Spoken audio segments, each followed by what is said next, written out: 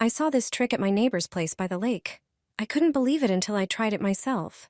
Grab a large, ripe watermelon and some duct tape. Wrap the watermelon tightly against a tree to keep it steady.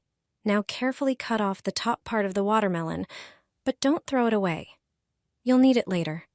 Blend the flesh inside until you get a smooth, liquid consistency. Next, cut 2 limes and squeeze the juice right in.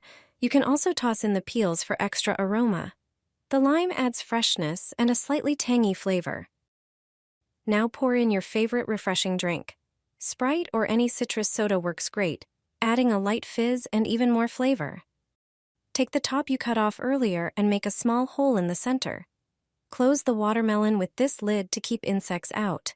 Insert some straws into the hole and drink straight from the watermelon. Or pour it into cups and enjoy the taste in full sunshine. It's something truly special. The perfect, refreshing watermelon lemonade.